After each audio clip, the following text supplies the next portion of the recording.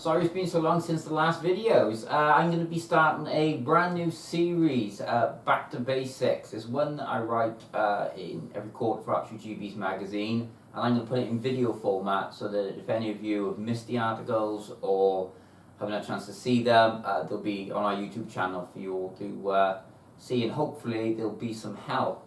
So the first one is going to be strings, everything really that we can talk to, the importance of it, getting them right, how you can tune your bow. So what we're going to talk about firstly is the nocking point, and that's the point here on which your arrow sits on the bow. If this is too high, this is going to be exaggerated. If you had it up there, the arrow would come crashing down, as you can see. And if you had it too low, it would end up shooting up in the air. So what we're looking for, a general good starting point. You can put it on your arrow rest, set the bracing height gauge along here, and set it to about 1/8 or 2/8 down from the top, and that'll give you a relatively good idea. You're just looking for a good clearance here on your arrow flight.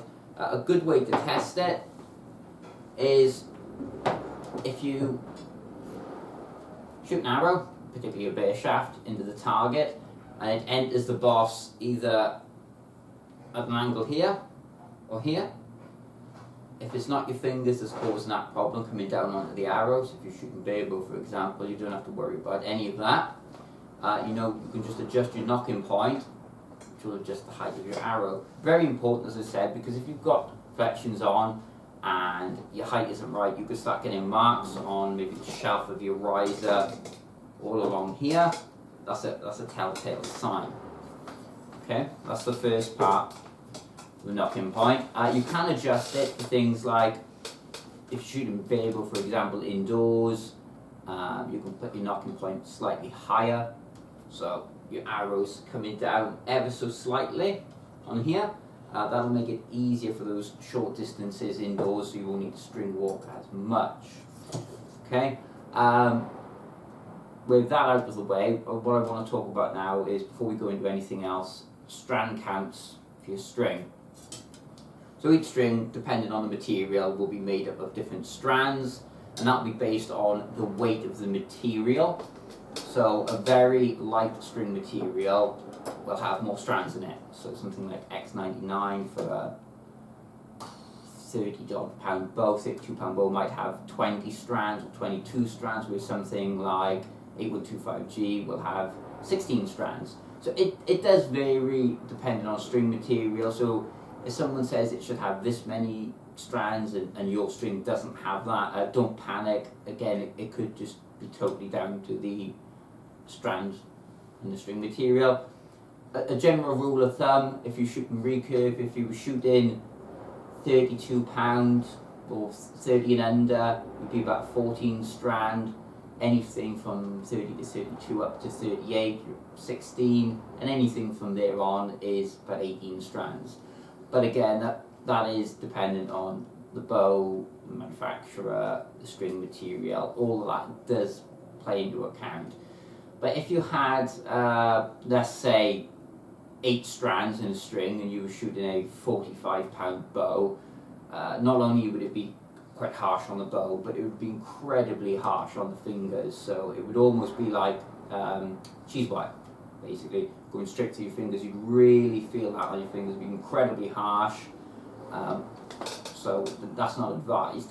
The other end of that, of course, is that if you had a 26-strand string on a 12-pound bow, it'd feel fantastic on your fingers, but the downside to that, the string weight is going to be very, very heavy, so you're going to lose a lot of momentum out of the bow due to the string material. So the string's going to come in, it's going to be very slow. Now, whilst we're talking about that, you can of course change your strand count to help tune your bow. So, for example, if you was shooting indoors and you wanted to slow the bow down because you don't need that speed that you do outdoors, you can add a couple of extra strands. You can go, if you were shooting a 32-pound bow, you can have an 18 or 20 strand string, and that'll just help slow it down because we really don't need that kind of speed indoors. Of course, complete opposite end of the spectrum, if you're outdoors and you're shooting a very, very high strand string, that could be causing it to slow down, so you could try taking a couple of strands out of the string. Okay. Next thing, so I'm just looking over at my list here, see where we are. Strand count, yes. Nock fit. Nock fit. Again, so important. So, what we mean by nock fit is quite literally how your nock fits on your bow, on your string. So what we want is the string, the arrow should attach to your string, and with a gentle amount of force, it should come off. If there's a lot of excess energy being used to get this arrow off the string, it's lost energy, it's lost performance, because it's using all that extra to move it, which I'll demonstrate now. So this is a small nock for this particular string. So if I just pop this on you and turn this around for you guys, I'll just move this over here. So at this stage, I should be able to just give it a fairly gentle tap. It shouldn't come off doing this, but a fairly healthy hit should make it come off. It's quite a lot of energy used there to get that off. Okay. Now I'll show you the next nock fit, which is a large. Okay. Gentle tap, it's not coming off. And that comes off much easier. So for this particular string, you'd be better off with a large nock fit versus a small nock fit. But that can vary from not only the strand count in the string, but the serving, the thickness of the serving, how much is used on it, how tightly it's wound, etc., etc. So there's a lot of factors to play into account. So always just give it a test. Make sure it's not too tight or not too loose. If it's too loose, if that arrow just fell off here, I do have an image here. I'll link it right above my head, right by here. And what you'll be seeing there is a recurve limb delammed, and that actually happened in the shop here to someone that we know, and it happened to him twice, and he didn't realise that his nock fit was very, very loose. So all that excess energy, a certain amount of energy is used to move the arrow off the string, which we've talked about.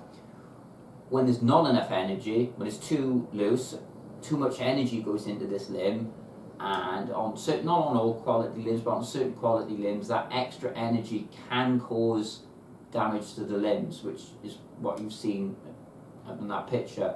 Extra energy going in, and it was too much for the bow to handle, and the limb broke. So very, very important to get that nock fit right, and something that sometimes we see all too often.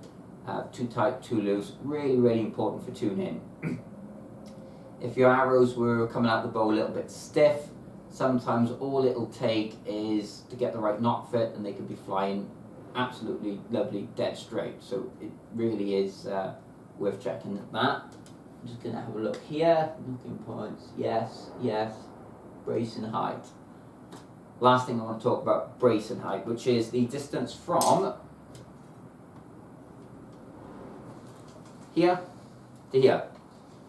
So that's your bracing height, and this is the point in which the arrow leaves the string. So if I had a greater bracing height here, the arrow would be leaving it there. If you had a short bracing height here, the arrow would be leaving it here. But sometimes people look at me like I got two heads. So if you take twists out of the string, you create a shorter bracing height.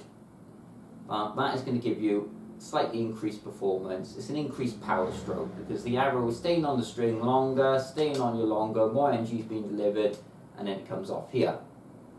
If you put twists into the string, you'll get a greater bracing height, meaning the distance from here to here is longer, which will come out this way, more like here.